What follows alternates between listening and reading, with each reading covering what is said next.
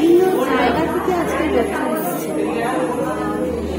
কেরল থেকে এসছেন, মুম্বাই থেকে এসছেন, মহারাষ্ট্র থেকে এসছেন, ঝাড়খণ্ড থেকে এসছেন, নেপাল থেকে এসছেন, আর বাইরে আগ্রহ থেকেও এসছেন, ইউএসএ থেকে এসছেন, তাইওয়ান থেকে চায়না থেকে এসছেন। এইটা খুব বড় কথা আমাদের কাছে, কারণ আমরা তো বড় হওয়ার চেষ্টা করছি। তো এদের আশাটা যেন আমাদের হাত ধরে তোলা হয়েছে। তো মানে এটাকে এতটা ইম্পর্টেন্স দিয়ে এত সময় থেকে এসছেন, শুধু ফেস্টিভ্যালের জন্যই এসছেন, এটা আমাদের কাছে খুব বড় পাওয়া। আর তাছাড়া আমাদের অ্যাডভাইজারি জুরি স্পন্সর এরা সবসময় পাশে রেখেছেন। তা না হলে যতটা করছি ততটাও আরো বড় করার ইচ্ছা আছে। যদি আপনাদের থ্রু দিয়ে মিডিয়ার থ্রু দিয়ে যদি আমাদের খবরটা ছড়িয়ে পড়ে, তাহলে আমরা নিশ্চয়ই আরো স্পন্সর পাবো, আরো লোককে পাশে পাবো, তাহলে আমরা আরো অনেক। অ্যাকচুয়ালি আমরা যে প্ল্যাটফর্মটা বানাতে চেষ্টা করছি সেটা হচ্ছে ইন্ডিপেন্ডেন্ট ফিল্ম মেকারদের জন্য। ইন্ডিপেন্ডেন্ট ফিল্ম মেকারদের বলতে যারা নতুন বার্ডিং ফিল্ম মেকার, তাদের সেরকমভাবে কোনো প্ল্যাটফর্ম নেই বলে আমাদের মনে হয়।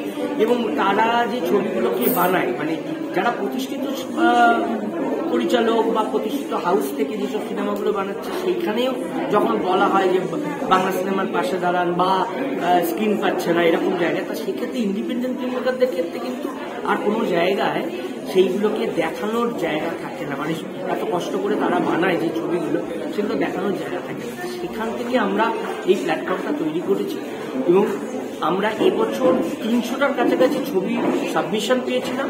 200টার ছবি আমরা কিন্তু স্ক্রিনিং করেছি, যেখানে অন্য কোনো ফেস্টিভ্যালে যেগুলো নমিনেশনে যায় সেইগুলো পর্যন্ত সবকটা দেখাতে সিলেক্টেড করে।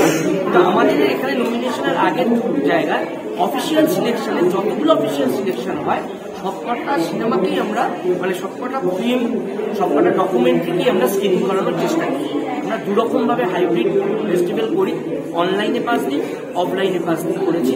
মানে তার মধ্যে 2 দিন হচ্ছে রোটারি সদন এবং কলকাতা বিশ্ববিদ্যালয়ের বালিগঞ্জ সায়েন্স কলেজে হয়েছে 21 আর 22, আর 24, 25, 26 আজকে লাস্ট শেষ দিন রোটারি সদনে। আমাদের লাস্ট 3 বছর এখানেই ভেন্যু হয়, লাস্ট 3 দিন ধরে আমরা করছি।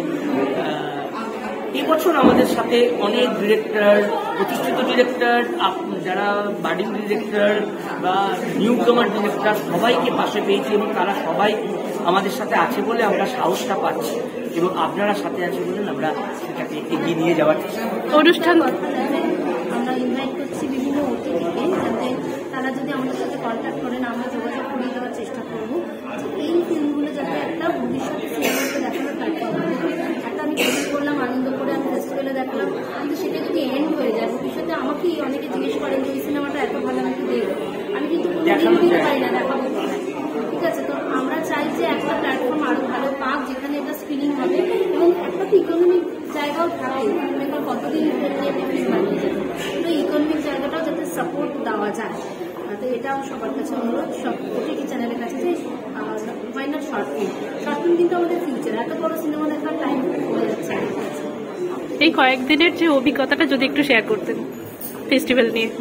ফেস্টিভ্যালের অভিজ্ঞতা খুবই ভালো, বিভিন্ন লোকের সাথে ইন্টারঅ্যাকশন। এবং সবচেয়ে বড় কথা 30টা দেশ থেকে ছবি জমা পড়েছে এবং প্রত্যেকটা দেশের যারা ফিল্ম সাবমিশন করেছে তারা যে কারণেই হোক, মানে ভিসা বলুন অন্যান্য কারণে যারা আসতেও পারছেন না, সেই ক্ষেত্রে কিন্তু তারা সবসময় আমাদের ইমেলের মাধ্যমে, হোয়াটসঅ্যাপের মাধ্যমে আমাদের সাথে কিন্তু আছে।